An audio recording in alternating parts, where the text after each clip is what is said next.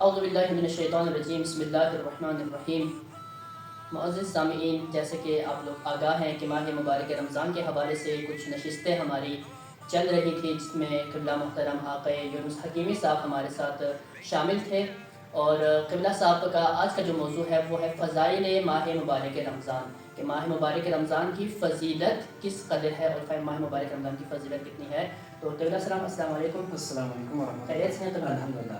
جیسے قبلہ صاحب آج کا آپ کا موضوع ہے کہ ماہ مبارک رمضان کے فضائل، تو ائمہ علیہ السلام کی احادیث کی روشنی میں اور آپ کے آراء کی روشنی میں آپ کیا فرمانا چاہتے ہیں اس بارے میں؟ اعوذ باللہ من الشیطان الرجیم، بسم اللہ الرحمن الرحیم، الحمدللہ رب العالمین، الحمدللہ الذی جعل من تلک السبل شهر رمضان، شهر الصیام، شهر الاسلام، وشهر الطهور، وشهر التمحیص، وشهر القیام، الذي انزل فيه القرآن هدى للناس وبينات من الهدى والفرقان۔ سب سے پہلے آمد ماہ مبارک رمضان کی مناسبت سے تمام عالم اسلام کو اور تمام بالخصوص اہل صیام و صوم کی خدمت میں ہدیہ تبریک رکھتا ہوں۔ دوسری بات، میں آقا جناب اکبر جعفری صاحب آپ کا شکر گزار ہوں کہ آپ نے مجھے یہاں پہ مدعو کیا اور ماہ مبارک رمضان کے فضائل کے حوالے سے کچھ گزارشات سامعین تک پہنچا سکوں۔ سامعین محترم، آج کا موضوع ہے فضائل ماہ مبارک رمضان۔ اللہ تبارک و تعالیٰ نے بہت ساری چیزات پر بہت سی چیزوں کو فضیلت عنایت فرمائی ہے۔ ماہ مبارک رمضان کو بھی بڑی فضیلتوں سے نوازا ہے، اور اس ماہ مبارک رمضان میں سب سے بڑی فضیلت یہ ہے کہ اس ماہ مبارک میں پروردگار عالم نے قرآن، اللہ تبارک و تعالیٰ نے قرآن مجید میں فرمایا شہر رمضان الذی انزل فیہ القرآن۔ ماہ مبارک رمضان وہ عظیم ماہ ہے جس میں قرآن کو اتارا ہے۔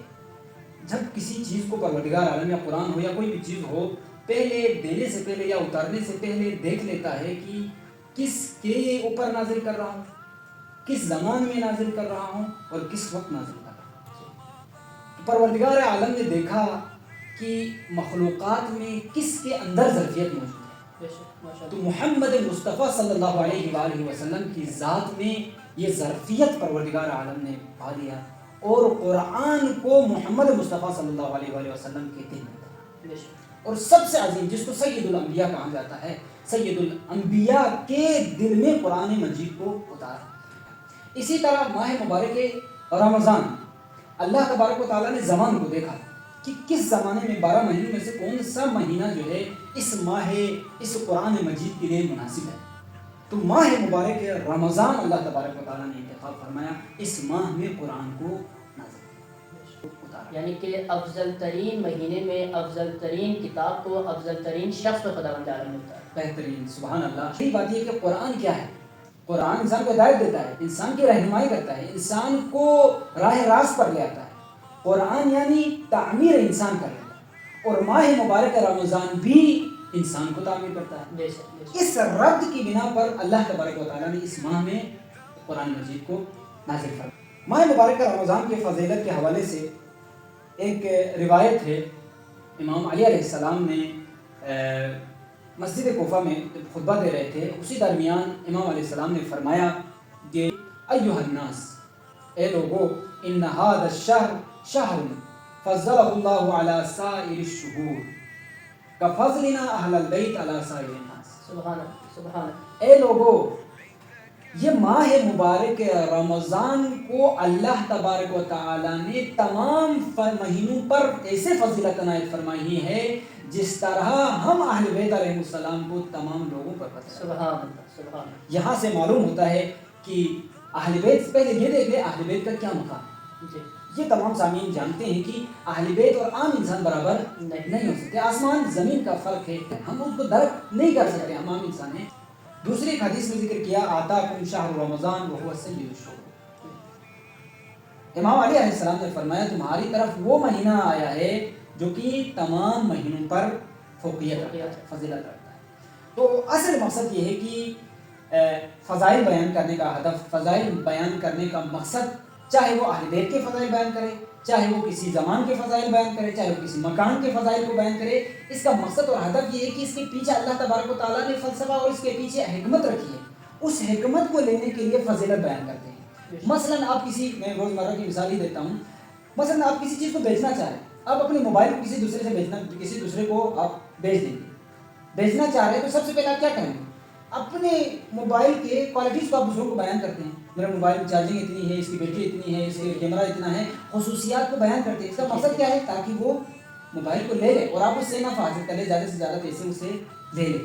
یہ ہم فضیلت بیان کرتے ہیں تاکہ اپنے مقصد کو پہنچ سکے۔ اسی طرح ماہ مبارک رمضان کے فضائل بیان کرتے ہیں یا ائمہ علیہ السلام کے فضائل بیان کرتے ہیں، تو اس کا مقصد یہ ہے کہ اس سے فائدہ اٹھا لیں۔ اللہ نے اس میں بہت سارے ثمرات رکھے ہیں، ان ثمرات سے ہم کیا کریں؟ استفادہ کریں۔ ماہ مبارک رمضان میں اللہ نے مغفرتیں رکھی ہے، ماہ مبارک رمضان میں اللہ تبارک و تعالیٰ نے بہت ساری رحمتیں نازل فرمائی ہے، ماہ مبارک رمضان میں اللہ تبارک و تعالیٰ نے ہر چیز کو، آپ جو ایک نیکی انجام دیتے ہیں اس کو ڈبل کر دیتا ہے اللہ تبارک و تعالیٰ ماہ مبارک رمضان میں، خاص طور پر قرآن کے حوالے سے۔ لِكُلِّ شَيْءٍ رَبِيعٌ وَرَبِيعُ الْقُرْآنِ شَهْرُ رمضان، ہر چیز کے لیے ایک ربیع ہے، ایک بہار ہے، اور اسی طرح قرآن کے لیے بہار ماہ مبارک رمضان ہے۔ روایت میں یہ نقطہ ملتا ہے کہ جب بھی کوئی شخص ایک آیت اس میں تلاوت کرے، ایک آیت، اب ایک آیت سے مراد بہت بڑی بڑی آیات بھی موجود ہے اور مختصر آیات بھی موجود ہے۔ میں مثال دیتا ہوں، قرآن میں سورہ رحمان میں ایک آیت ہے مدھامتن، یہ مکمل ایک آیت ہے۔ اب میں نے خلوص کے ساتھ اس آیت کو پڑھ لیا، مدھامتن، اس کے بدلے میں یہ فضیلت ہے ماہ مبارک رمضان، یہ کرامت ماہ مبارک، یہ مقام ہے ماہ مبارک رمضان ہے کہ اللہ تبارک و تعالیٰ اس میں آپ معمولی سی خیرات یا معمولی سے آپ نیکی انجام دیتے ہیں، اس کے بدلے میں کئی گنا اضافہ کر کے دیتا ہے۔ تو مدھامتن ایک چھوٹی سی آیت ہے، شاید 3 یا 4 سیکنڈ لگے اس کو پڑھنے میں، میں نے خلوص کے ساتھ اس کو پڑھ لیا مدھامتن، اس کے بدلے میں پروردگار عالم 6666 آیت پڑھنے کی ثواب ہمیں، پڑھنے کا ثواب ہمیں، کل قرآن، ختم قرآن کا ثواب اللہ تبارک و تعالیٰ ہمیں نصیب فرماتا ہے۔ ماہ مبارک رمضان بہت ہی بابرکت اور عظیم اور فضیلتوں سے لبریز ماہ مبارک ہے، جس سے انشاءاللہ ہم استفادہ کرنے جا رہے ہیں۔ اللہ تبارک و تعالیٰ سے دعا ہے کہ اس مہینے سے کما قبول استفادہ کرنے کی توفیق نصیب فرمائے۔ والسلام علیکم ورحمۃ اللہ وبرکاتہ۔ بہت شکریہ قبلہ محترم، آپ نے بہت ہی پیارے انداز میں حدیث کی روشنی میں، قرآن کی آیات کی روشنی میں آپ نے اس موضوع کو مزید واضح کیا کہ خداوند عالم کی نظر میں، ائمہ علیہ السلام کی نظر میں قرآن کی کیا فضیلت ہے۔